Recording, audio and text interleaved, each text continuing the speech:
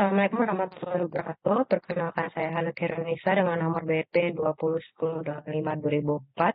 Pada kesempatan kali ini akan mempresentasikan skripsi saya mengenai peran CARE internasional dalam menanggulangi kekerasan berbasis gender terhadap perempuan di India pasca COVID-19 tahun 2021 hingga tahun 2023. Memasuki bab 1 terbelakang, data dari World Health Organization menyatakan bahwasannya perempuan seringkali menjadi pihak yang rentan dalam kehidupan bermasyarakat, yang mana 30% perempuan di seluruh dunia itu pernah menjadi korban kekerasan secara fisik maupun seksual per 25 Maret 2024. Adapun kekerasan yang dimaksud di sini menurut UN Women ialah suatu bentuk diskriminasi terhadap perempuan yang mengakibatkan kerugian atau penderitaan fisik, seksual, atau bahkan psikologis, termasuk berbagai bentuk ancaman, pemaksaan, hingga perampasan kebebasan secara sewenang-wenang terhadap perempuan yang salah satunya seringkali disebabkan oleh norma patriarkal yang menempatkan perempuan pada posisi subordinat.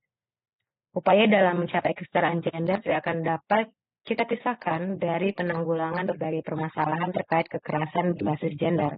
Berdasarkan visi dari Agenda 2030, Sustainable Development Goals, SDGs 5, menekankan bahwasanya penting untuk menghapus semua bentuk kekerasan terhadap perempuan dan juga anak perempuan, baik di ruang publik maupun privat, dan memastikan partisipasi penuh dan juga efektif dari perempuan sebagai langkah fundamental untuk menciptakan masyarakat yang adil dan juga setara.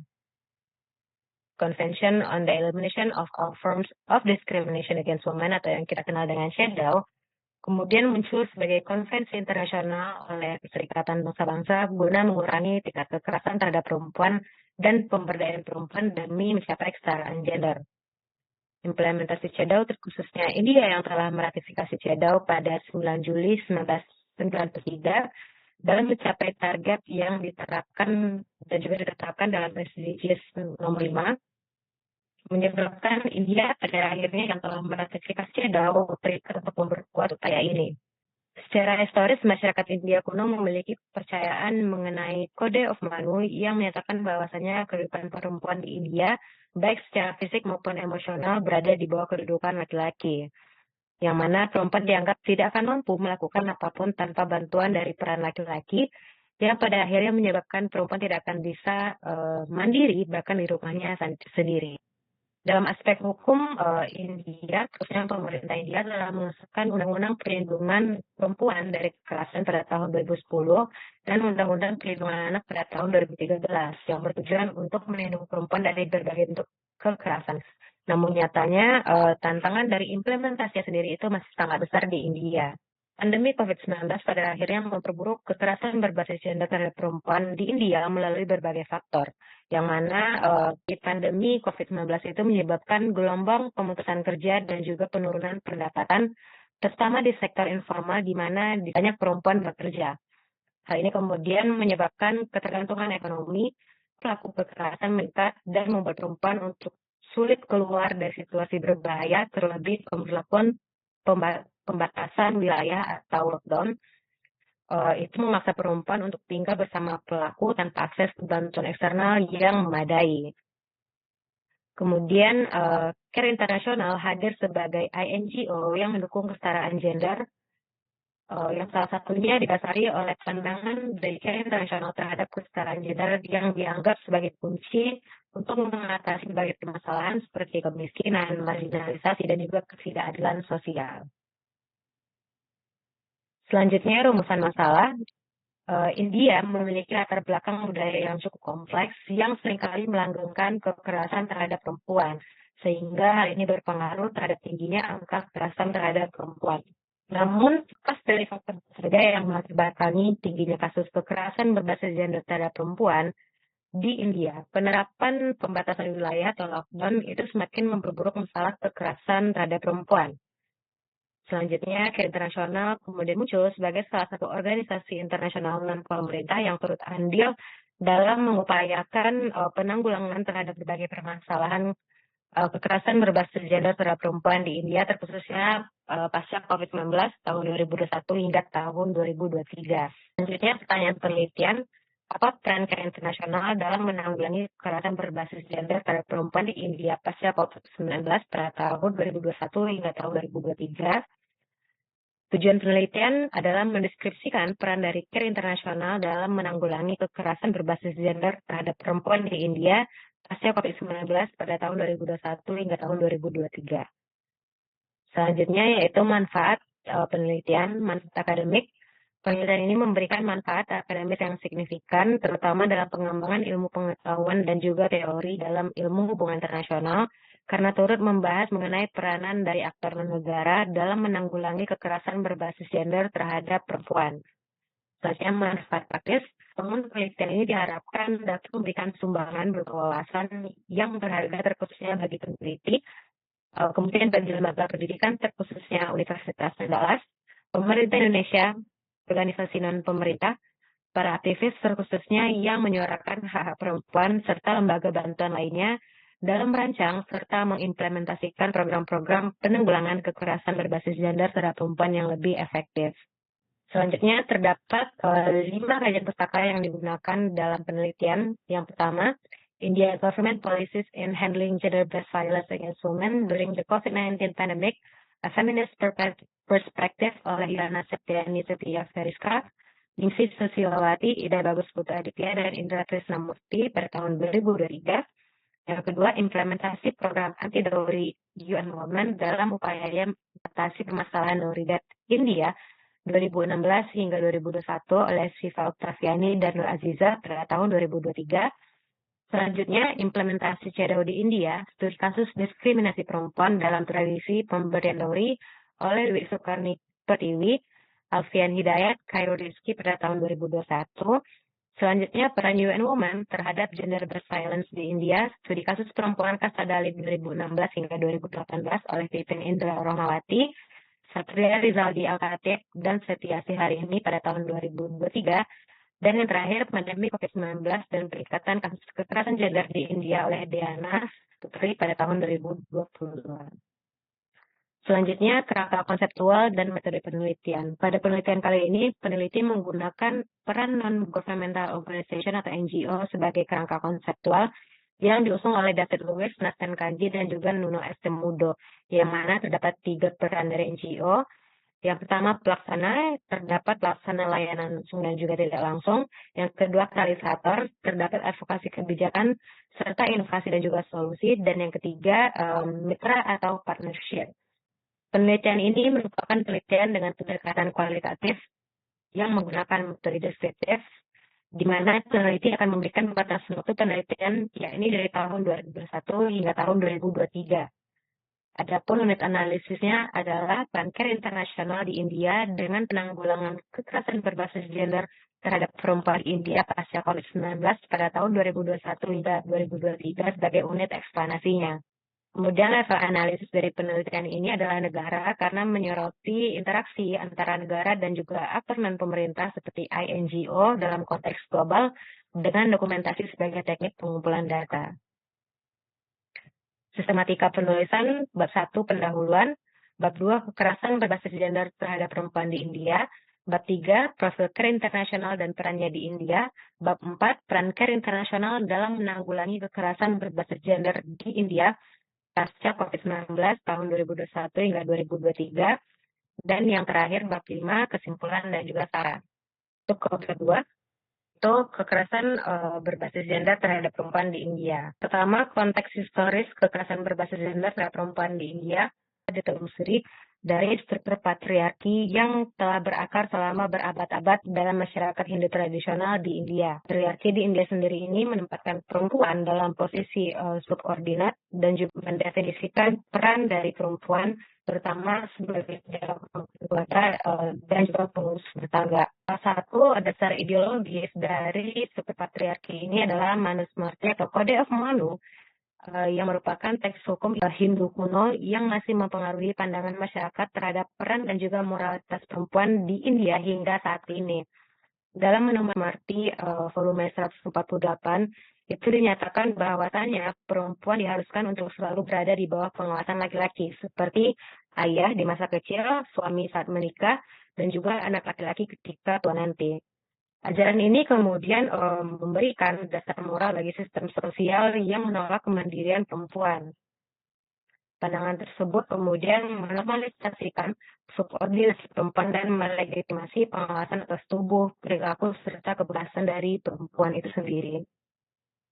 Meskipun India modern atau India pada saat sekarang ini memiliki konstitusi egaliter, nilai-nilai patriarkal dari kode Manu tadi itu tetap hidup dalam praktek sosial masyarakat India, termasuk dalam pembenaran terhadap kekerasan domestik dan juga kontrol atas perempuan. Lebih lanjut, praktik dowry turut memperburuk keadaan serta posisi perempuan dalam sosial masyarakat India. Yang mana praktik dowry ini sendiri itu berakar dari kebudayaan masyarakat India yang nyatanya masih terjadi hingga saat ini, yang kemudian memunculkan fenomena dowry death atau kematian dowry. Fenomena ini merujuk pada kematian perempuan yang terkait langsung dengan tuntutan mahar atau dowry oleh pihak keluarga suami ketika keluarga pihak istri dianggap gagal memenuhi tuntutan berupa mahar ketika konflik mahar memicu kekerasan rumah tangga yang berujung maut. Selanjutnya, fenomena ini bukan sekedar masalah individual karena ia berakar pada struktur sosial budaya patriarkal yang memandang pernikahan sebagai transaksi ekonomi dan perempuan yang dianggap sebagai aset atau beban finansial bagi keluarga pihak suami jika tidak terpenuhinya mahar sebelum dijalankannya pernikahan. Praktik dowry ini sendiri memperkuat relasi kuasa patriarkal, memproduksi ekspektasi material terhadap keluarga istri, dan memberi pembenaran sosial terhadap kekerasan pada perempuan karena adanya anggapan bahwasanya praktik ini adalah sebuah tradisi yang harus dijaga oleh masyarakat India dalam kehidupan bermasyarakat. Keluarga pasangan suami sering menekan, mengeksploitasi, atau bahkan turut melakukan kekerasan fatal terhadap istri jika mahar dianggap kurang atau tidak terpenuhi. Memasuki era pasca kemerdekaan, pemerintah India berupaya menciptakan fondasi sosial yang lebih egaliter melalui konstitusi India pada tahun 1950. Kekerasan terhadap perempuan baik dalam bentuk kekerasan domestik, kekerasan sosial, maupun pembunuhan terkait dowry tetap menjadi masalah sosial yang signifikan di India hingga saat ini. Sehingga upaya hukum ini belum tentu mampu menghapus sepenuhnya bias budaya yang sudah terinstitusionalisasi. Struktur patriarki yang bersifat interseksional, yaitu bertautan dengan kasta, kelas sosial, dan juga agama, yang pada akhirnya membuat kekerasan terhadap perempuan tetap bertahan dalam berbagai bentuk. Selama era pandemi COVID-19, situasi kekerasan berbasis gender terhadap perempuan di India itu mengalami lonjakan signifikan, di mana kebijakan lockdown atau pembatasan wilayah menyebabkan banyak perempuan terjebak di rumah bersama pelaku kekerasan. Data dari National Commission for Women atau NCW menunjukkan peningkatan hampir 30% dalam laporan kekerasan domestik selama masa lockdown. Pembatasan sosial dan juga tekanan ekonomi pada akhirnya memperburuk kerentanan perempuan terutama di wilayah pedesaan dan juga kelas pekerja. Selain itu, akses terhadap layanan perlindungan seperti shelter homes dan bantuan hukum menjadi terbatas akibat prioritas pemerintah yang terfokus pada penanganan pandemi COVID-19. Faktor ekonomi juga memainkan peran penting dalam memperburuk situasi kekerasan berbasis gender pada perempuan ini. Ketergantungan ekonomi yang meningkat terhadap suami atau anggota keluarga laki pada akhirnya memperlemah posisi perempuan dalam rumah tangga, membuat mereka semakin sulit untuk melaporkan kekerasan yang dialami. Kekerasan berbasis gender terhadap perempuan pada masa pandemi juga memperlihatkan dimensi baru di ruang digital, di mana seiring dengan meningkatnya aktivitas daring, muncul pula bentuk-bentuk kekerasan berbasis cyber seperti online harassment, revenge porn, dan juga cyber stalking. Masalah lain yang memperparah situasi ini adalah tingginya tingkat underreporting atau rendahnya pelaporan kasus kekerasan yang dialami oleh perempuan. Hal ini terjadi karena banyaknya perempuan merasa enggan untuk melapor karena rasa malu, stigma sosial, tekanan keluarga, hingga ketidakpercayaan terhadap aparat hukum. Kemudian memasuki tahun 2022 hingga 2023 atau pasca pandemi, ketika situasi pandemi mulai mereda, muncul optimisme terhadap pemulihan sosial dan juga ekonomi di India, tetapi dampak jangka panjangnya terhadap perempuan masih tetap terasa. Banyak korban merasa bahwasanya mereka sebagai korban kekerasan mengalami trauma berkepanjangan, sementara sistem hukum itu masih sulit mengakomodasi lonjakan kasus yang dilaporkan. Hal ini ditemukan bahwasanya lebih dari 60% kasus kekerasan yang dialami oleh perempuan yang dilaporkan pada tahun 2021 tidak pernah mencapai proses hukum karena keterbatasan bukti, stigma sosial, dan kurangnya kapasitas lembaga perlindungan perempuan di tingkat lokal. Kondisi ini kemudian memperhatikan bahwasanya India masih menghadapi justice gap yang serius dalam menangani kasus kekerasan terhadap perempuan pasca pandemi COVID-19. Keseluruhan proses historis ini memperlihatkan bahwasanya kekerasan berbasis gender terhadap perempuan di India tidak bisa dipahami hanya sebagai tindak kriminal individu, tetapi harus dipandang sebagai manifestasi dari struktur sosial patriarkal yang telah terbentuk selama berabad-abad dan juga terus beradaptasi dengan kondisi zaman pada saat ini di India. Dari kode of Manu hingga era digital, perempuan India terus berhadapan dengan bentuk baru dari ordinasi baik melalui mekanisme sosial, ekonomi maupun simbolik. Selanjutnya, konstitusi egaliter dan dinamika kesetaraan gender di India modern. Setelah memperoleh kemerdekaan pada tahun 1947, India berupaya untuk membangun tatanan sosial politik yang bebas dari hierarki kolonial dan juga diskriminasi berbasis gender yang telah berlangsung selama berabad-abad di masyarakat India. Upaya ini kemudian diwujudkan oleh pemerintah India dalam Konstitusi India 1950 yang oleh banyak sarjana itu dianggap sebagai salah satu konstitusi paling progresif di dunia pasca kolonial. Konstitusi ini menegaskan prinsip dasar egalitarianisme, yaitu kesetaraan hak di hadapan hukum tanpa memandang jenis kelamin, kasta, agama, bahkan status sosial. Dengan demikian, pada saat ini berusaha melepaskan diri dari warisan patriarki dan juga feudalisme yang tertanam kuat dalam Code of Manu dan atau struktur sosial prakolonial. Sehingga bisa dibilang konstitusi India pada 1950 itu sangat progresif, di mana jaminan kesetaraan hukum, larangan diskriminasi gender, dan affirmative action telah diberlakukan, namun terjadi kesenjangan besar antara hukum dan juga praktik sosialnya.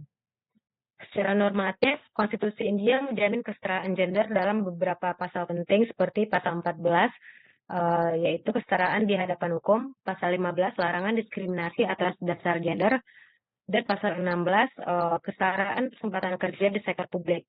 Lebih jauh, pasal 15 ayat 3 memberikan mandat bagi negara untuk membuat kebijakan afirmatif yang melindungi perempuan dan juga anak-anak. Selain itu, Direktif Principle of State Policy bagian 4 mendorong pemerintah untuk menjamin kesetaraan upah, kesehatan, pendidikan, dan juga perlindungan terhadap perempuan pekerja.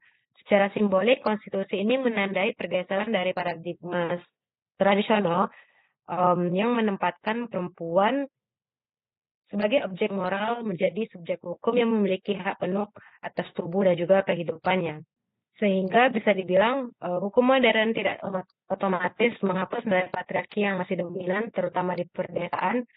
Meskipun banyak undang-undang pro perempuan sudah ada, tetapi pelaporan tetap rendah karena stigma, rasa malu, dan ketidakpercayaan terhadap aparat. Fenomena ini menunjukkan bahwasannya kesetaraan gender di India itu bersifat paradoksal. Di satu sisi terdapat komitmen konstitusional terhadap kesetaraan, namun di sisi lain itu masih berlangsung praktik sosial yang mempertahankan struktur patriarki.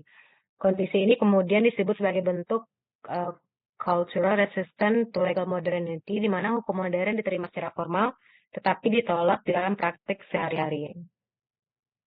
Hal ini terlihat jelas dalam isu-isu seperti pernikahan anak, kekerasan domestik, dan juga diskriminasi ekonomi terhadap perempuan yang tetap tinggi meskipun sudah ada regulasi tegas untuk melarangnya. Dengan demikian, bisa dibilang konstitusi egaliter India tidak hanya berfungsi sebagai dokumen hukum, tetapi juga sebagai simbol perjuangan panjang untuk menegakkan kesetaraan gender di tengah dinamika sosial politik yang terus berubah di India.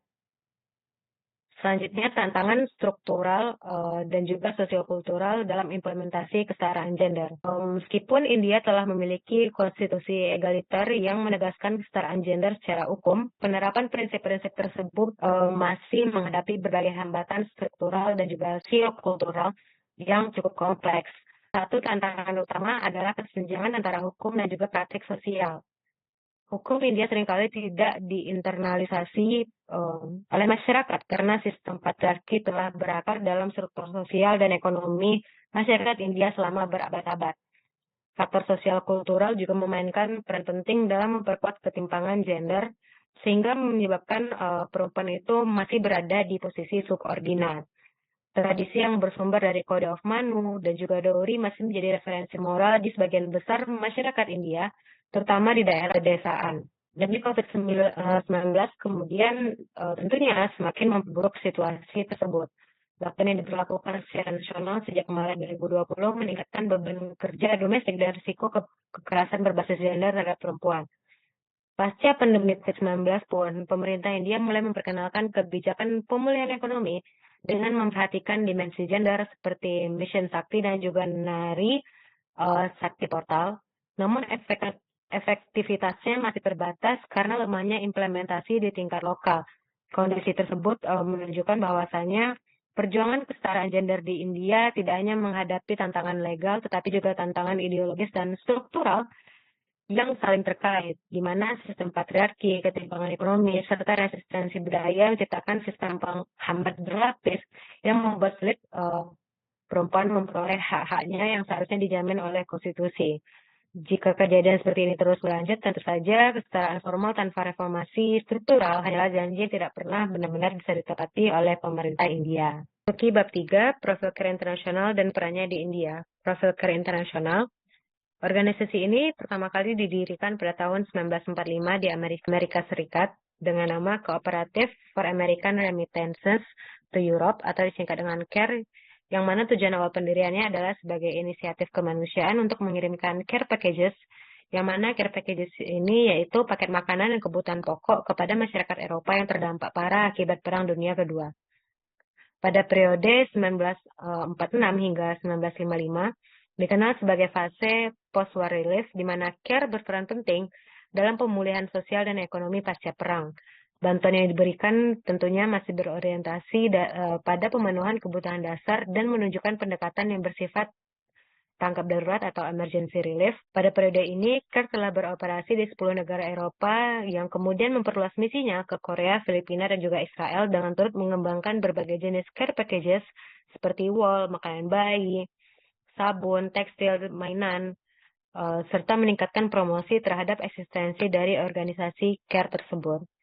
Pada periode selanjutnya, 1956 sampai 1965, CARE yang sudah mulai memperluas operasinya ke Asia, Afrika, dan Amerika Latin, kemudian mengubah namanya menjadi Cooperative for Assistance and Relief Everywhere, menandai pergeseran dari sekedar bantuan logistik ke arah pembangunan masyarakat jangka panjang. Pada periode ini, CARE merespon perubahan kekuatan politik dan juga keadaan darurat dari setiap negara di dunia yang membutuhkan uluran tangan dari CARE dengan tetap mempertahankan dan mengembangkan berbagai jenis program yang sudah diusung oleh CARE sebelumnya. Periode selanjutnya 1966 sampai 1975, Leading Global Development. Periode ini menandai peralihan ke New CARE dengan diusungnya program keluarga berencana dan pendidikan yang diperkenalkan ke Mesir, yang mana kemudian program-program ini menyebar ke India, Turki, Honduras, dan Pakistan. Setahun setelah dimasukinya periode ini, yaitu pada tahun 1967, CARE kemudian nantinya menjadi cikal bakal dibentuknya CARE Internasional. Periode selanjutnya 1976 sampai 1985 yaitu Local Leadership. Pada periode ini dinamika dunia terus berubah sehingga diperlukan penekanan khusus dengan diberikannya pelatihan dan juga kontribusi kepada para staf nasional CARE untuk mengambil alih operasi lokal. Di sini CARE beralih dan secara resmi berubah menjadi CARE Internasional pada tahun 1982 dan perlahan-lahan misi dari CARE Internasional mulai membahas dan menjadikan perempuan sebagai salah satu kunci terhadap tercapainya keberhasilan pembangunan masyarakat jangka panjang.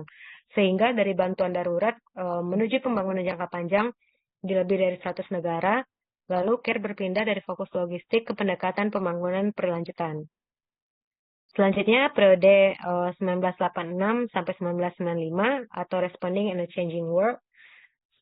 Setelah secara resmi berganti nama menjadi internasional, pada tahun 1993, CARE Internasional secara resmi memulai fokusnya pada perempuan dan juga anak perempuan sebagai kunci pada perubahan terhadap penanggulangan kemiskinan. Hal ini didasari oleh pandangan CARE Internasional bahwasanya perempuan dan juga anak perempuan itu berhak untuk mendapatkan kesetaraan terhadap berbagai aspek kehidupan karena adanya diskriminasi berbasis gender. Mengingat CARE Internasional baru meluncurkan program VSLA dalam bidang ekonomi, CARE Internasional turut memandang bahwasanya Berbagai dinamika terhadap penanggulangan kemiskinan harus selalu diupayakan agar tercapainya keberhasilan pembangunan masyarakat jangka panjang. Pada tahun yang sama, Care International kemudian membentuk jaringan federasi global yang kini dikenal sebagai Care International Confederation yang beranggotakan 21 organisasi nasional seperti Care India, Care USA, Care UK, Care Australia, dan lain-lainnya bekerja di lebih 100 negara di seluruh dunia. Bentuk federasi ini memungkinkan Care International untuk menyesuaikan pendekatan dengan konteks lokal, baik dalam situasi konflik, bencana, maupun pembangunan sosial. Selanjutnya, pada periode 1996 hingga 2005, Empowerment, Equality, Sustainability, dan juga advokasi. Transformasi besar juga terjadi dalam orientasi Care International terhadap isu gender dan juga kekerasan berbasis gender. Hal ini didasari oleh pandangan Care International pada periode ini di mana Care International itu mulai mengintegrasikan tema empowerment, equality, sustainability, dan juga advokasi ke dalam visi globalnya. Di periode ini pula, Care International mengembangkan Gender Equality Framework atau GEF sebagai dasar analisis untuk memahami relasi gender di masyarakat. Care International kemudian menempatkan kesetaraan gender dan juga pemberdayaan perempuan sebagai prioritas strategis utama. Kesadaran ini lahir dari temuan empiris bahwasanya kemiskinan global seringkali dialami secara tidak proporsional oleh perempuan akibat sistem sosial patriarkal dan ketimpangan akses terhadap sumber daya oleh perempuan. Akhirnya pada periode 2006 sampai 2015, Care International secara eksplisit menempatkan perempuan dan anak perempuan sebagai pusat dari studinya. Care International berargumen bahwasanya pemberdayaan perempuan adalah kunci untuk mengakhiri kemiskinan dan kekerasan dalam berbagai bentuknya. Dari sini, Care International mulai masuk secara langsung ke ranah penanggulangan kekerasan berbasis gender termasuk di India. Ada profil Care International dan perannya di India. Profil Care International, organisasi ini pertama kali didirikan pada tahun 1945 di Amerika Serikat dengan nama Cooperative for American Remittances to Europe atau disingkat dengan CARE, yang mana tujuan awal pendiriannya adalah sebagai inisiatif kemanusiaan untuk mengirimkan care packages, yang mana care packages ini yaitu paket makanan dan kebutuhan pokok kepada masyarakat Eropa yang terdampak parah akibat Perang Dunia Kedua. Pada periode 1946 hingga 1955, dikenal sebagai fase post-war relief, di mana care berperan penting dalam pemulihan sosial dan ekonomi pasca perang.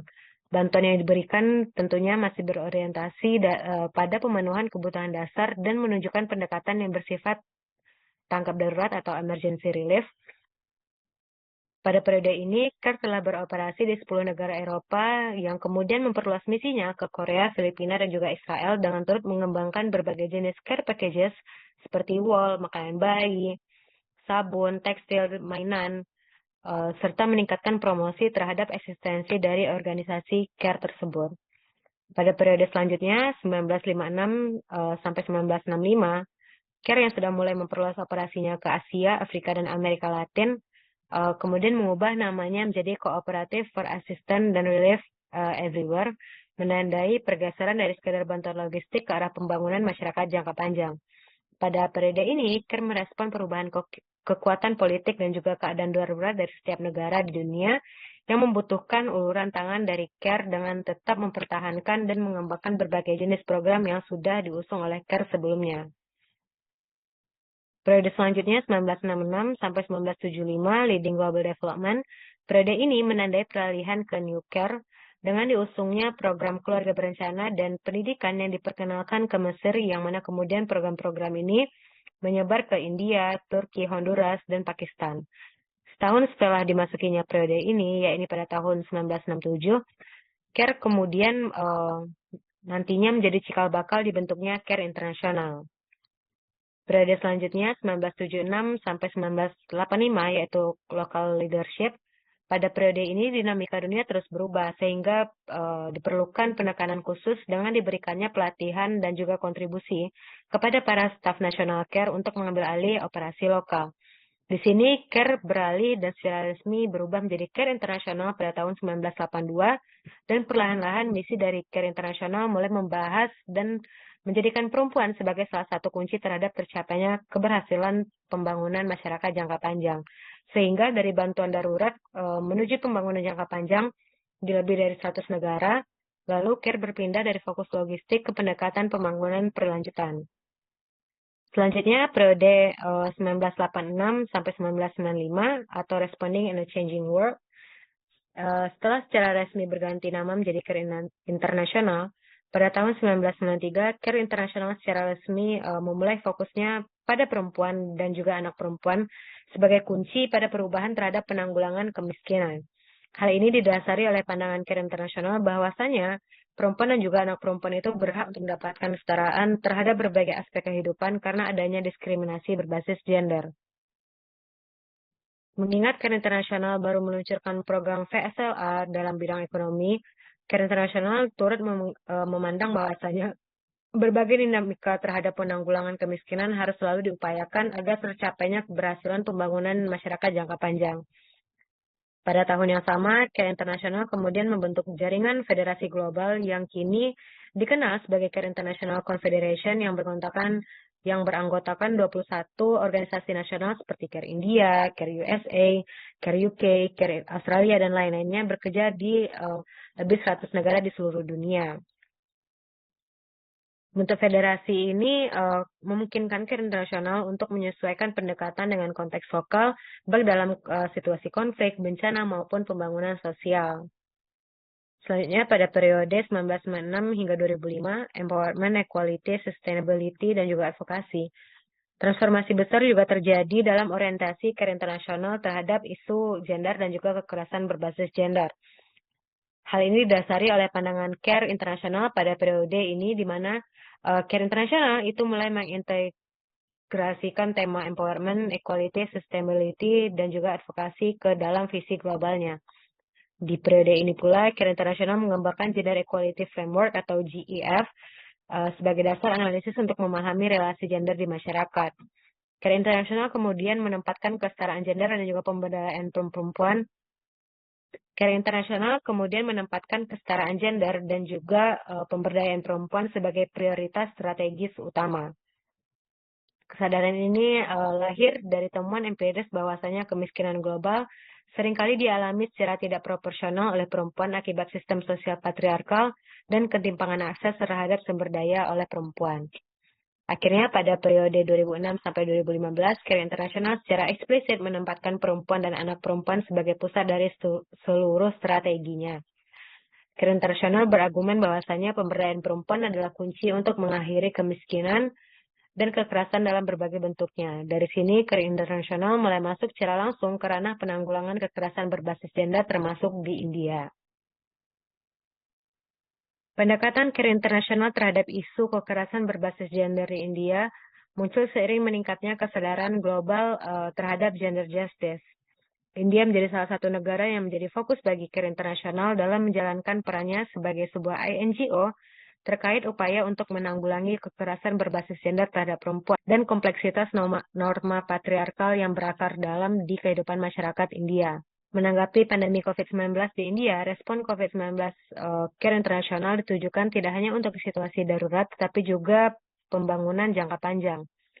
Sebagai sebuah organisasi internasional non-pemerintah yang sudah bertekad untuk menanggulangi kekerasan berbasis gender terhadap perempuan, yang pertama yaitu Gender-Based Violence in Emergency Guidance Notes, yang merupakan dokumen panduan yang diusung dan dirilis oleh CARE International pada tahun 2021 hingga tahun 2022 sebagai panduan operasional untuk mitigasi risiko, pencegahan, dan respon terhadap kekerasan berbasis gender terhadap perempuan dalam konteks darurat termasuk pandemi COVID-19. Panduan ini menyertakan prinsip survivor-centered dan juga centrality of protection dan langkah-langkah integrasi kekerasan berbasis gender terhadap perempuan ke seluruh siklus proyek. Panduan ini adalah inisiatif global dari CARE International yang secara langsung itu relevan untuk penanganan kekerasan berbasis gender terhadap perempuan selama atau hingga pasca pandemi COVID-19. Dokumen panduan ini disertai dengan 3 panduan implementasi yang menyediakan tautan ke perangkat dan sumber daya yang ada untuk masing-masing dari 3 pilar program GBVIE, seperti mitigasi risiko, respon, dan juga pencegahan.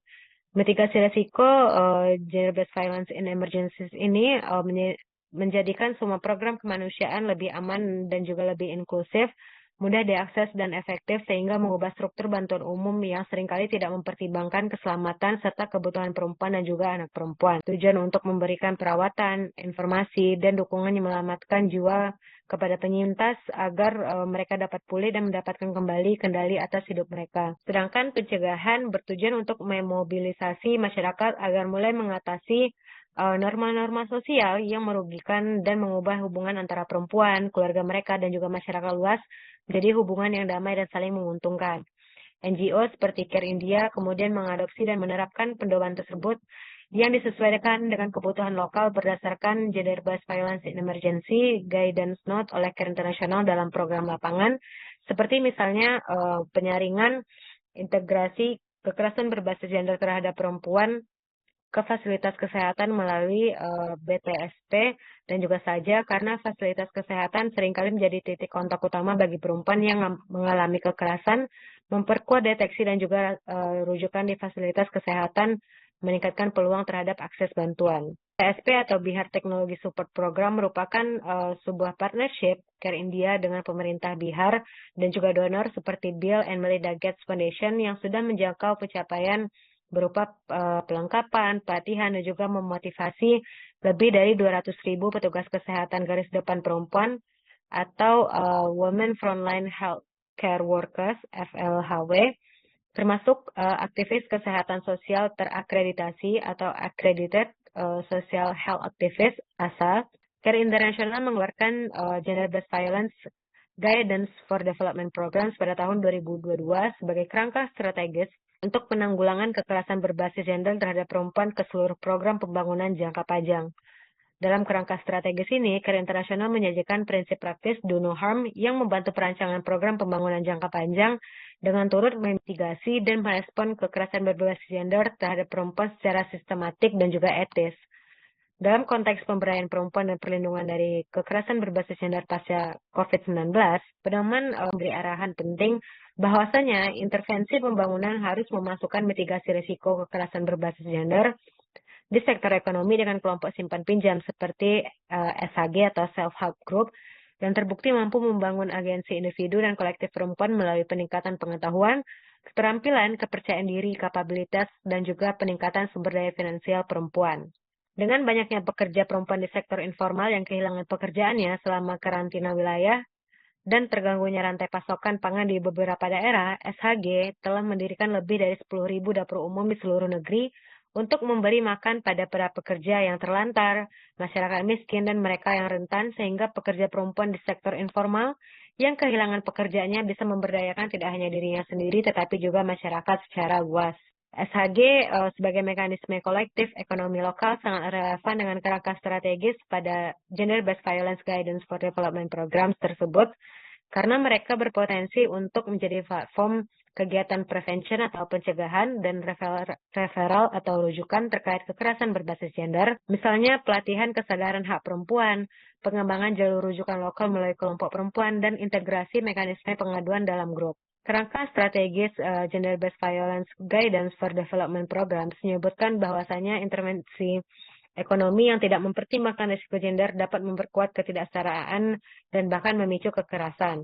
Dengan demikian, integrasi SHG ke dalam kerangka GBV Guidance for Development Programs menjadi salah satu strategi yang bersinergi di mana SHG bukan hanya mekanisme ekonomi tetapi juga sebagai kanal proteksi bagi perempuan terhadap kekerasan berbasis gender. Selanjutnya yang terakhir yaitu Take Action Without Fear, 16 Days of Activism, merupakan sebuah kampanye advokasi tahunan yang dilakukan oleh Care International dalam upaya memperdayakan perempuan terhadap kekerasan berbasis gender. Care International mengadopsi dan menggunakan kampanye semacam ini untuk meningkatkan kesadaran publik, mendorong tindakan kolektif yang nyata, mengubah narasi, dan menekan pembuat kebijakan serta aktor-aktor berpengaruh seperti pemerintah dan lembaga internasional agar menjadikan isu kekerasan berbasis gender terhadap perempuan sebagai prioritas sepanjang tahun. Selanjutnya bab 4 yaitu peran Care Internasional dalam menanggulangi kekerasan berbasis gender terhadap perempuan di India pasca COVID-19 pada tahun 2021 hingga tahun 2023. Yang pertama, peran Care Internasional sebagai pelaksana layanan langsung. Care International menjalankan perannya sebagai pelaksana layanan langsung pada kampanye 16 Days Without Fear di mana Care International sendiri itu bertindak sebagai operator kampanye yang menghasilkan berbagai aktivitas terukur seperti webinar, materi, dan juga kampanye sosial.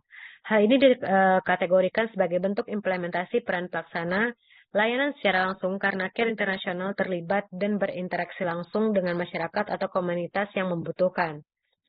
Dalam upaya yang sama, Care International juga menggabungkan momen 16 Days ke dalam kegiatan operasional, misalnya menyambungkan promosi hotline, rujukan kekerasan berbasis gender terhadap perempuan, kampanye digital, dan juga pelatihan frontline staff selama periode kampanye. Yang kedua, pelaksana layanan tidak langsung. Dalam konteks situasi darurat, Care International memiliki peran praktis berupa delivery layanan dan kapasitas pada sistem kesehatan.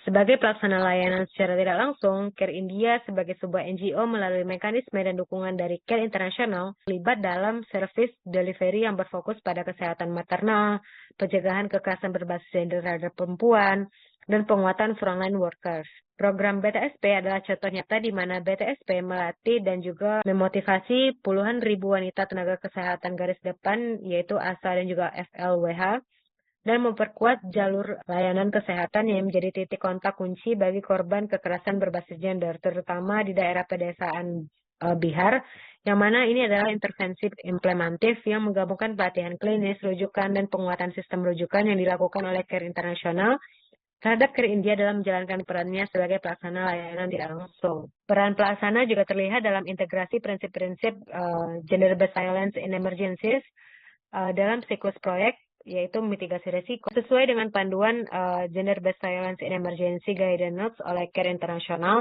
yang mendorong tindakan teknis di level pelayanan kesehatan, yaitu Survivor Center, Centrality of Protection, dan juga Do No Harm. Implementasi di lapangan memerlukan adaptasi protokol ke konteks lokal seperti bahasa, praktik kultural, dan juga struktur layanan, dan disinilah peran pelaksana diuji. Care International kemudian menciptakan pedoman teknis Gender-Based Violence Guidance for Development Programs yang mana dalam pedoman ini kemudian self-help group atau SHG tadi di India mengadopsi kerangka strategis tersebut sebagai panduan untuk menginternalisasi mekanisme proteksi dalam program ekonomi. Kemudian Care International mengimplementasikan kampanye 16 Days Without Fear ini di level konfederasi dengan menyiapkan toolkit, materi komunikasi, global event, dan modul advokasi yang kemudian dipakai oleh country officers dan juga mitra. Secara keseluruhan, Care International bertindak pada level kebijakan global, bukan pelaksana langsung di lapangan, dengan memberikan layanan berupa panduan pelatihan dan lain sebagainya untuk pengembangan kapasitas jangka panjang kepada para aktor yang berwenang, berupa mitigasi risiko, pencegahan, dan respon pada kekerasan berbasis gender terhadap perempuan dalam konteks darurat, termasuk pandemi COVID-19, dan pengembangan kapasitas jangka panjang dalam konteks pembangunan masyarakat dengan tetap menjadikan kekerasan berbasis gender terhadap perempuan sebagai prioritas utama. Selanjutnya, peran Care International sebagai katalisator. Yang pertama, advokasi kebijakan. Internasional menggunakan kapasitas advokasi globalnya seperti toolkit, Gender-Based Violence in Emergencies, kampanye 16 Days Without Fear, dan materi komunikasi untuk mempengaruhi agenda kebijakan dan juga norma sosial. Pendekatan ini kemudian mendorong perubahan norma jangka panjang seperti misalnya pengurangan stigma terhadap pelapor kekerasan berbasis gender dan penyebaran praktik survivor center dengan cara menggabungkan kampanye advokasi, materi pelatihan, dan juga dukungan bukti berupa guidance notes. Peran katalisator inovasi dan solusi, Care International kemudian mendorong perubahan sistemik dengan menciptakan knowledge sharing platforms antar aktor nasional seperti Care India, termasuk pelatihan lintas negara untuk memperkuat kapasitas analisis gender. Jadi sebagai katalisator, Care International bukan hanya menanggulangi kekerasan berbasis gender terhadap perempuan, tetapi juga mempengaruhi cara dunia menangani kekerasan berbasis gender terhadap perempuan, terutama dalam konteks pasca krisis dan pandemi. Care International mendorong agar SHG, Self-Help Group, bukan hanya mekanisme ekonomi, tetapi menjadi forum perubahan sosial ekonomi melalui advokasi, pelatihan, dan juga pemberdayaan perempuan. Dan yang terakhir, peran Care International sebagai mitra. Di sini, Care International peran sebagai mitra strategis dengan pemerintah India, yaitu Ministry of Rural Development, untuk memastikan multi-sektoral gender-based violence response pada gender-based violence in emergencies guidance note. Kemudian Care International bekerja sama dengan pemerintah negara bagian, yang mana Care International turut beroperasi melalui kemitraan multisektoral dengan pemerintah Bihar melalui BTSP dan juga Saja sebagai upaya penanggulangan kekerasan berbasis gender terhadap perempuan dalam konteks situasi krisis. Selanjutnya, Care International bekerjasama dengan Care India dan NGO lokal, di mana di sini Care International berperan melalui dukungan teknis bagi Care India dan juga jejaring nasionalnya untuk menyelaraskan program-programnya. Kemitraan ini juga terlihat dari dukungan Care International dalam memperkuat Gender-Based Violence Referral System di tingkat negara bagian Bihar pasca pandemi COVID-19. Care International dalam Gender-Based Violence in Emergencies Guidance Notes itu bekerja sama dengan pemerintah Bihar pada BTSP dan juga Saja dengan turut melakukan kemitraan dengan donor besar yaitu Bill dan Melinda Gates Foundation. Terakhir, Care International bekerja sama dengan aktor-aktor lainnya dalam program Gender-Based Violence Guidance for Development Programs. Care International melakukan kerjasama dengan World Bank untuk mengintegrasikan pendekatan Gender-Based Violence Risk Mitigation ke dalam kegiatan ekonomi perempuan jangka panjang. Sedangkan guna membuat kampanye 16 Days Without Fear punya dampak nyata dan bukan sekedar simbol, Care International bermitra dengan agensi-agensi United Nations, aktor lokal, dan jaringan perempuan.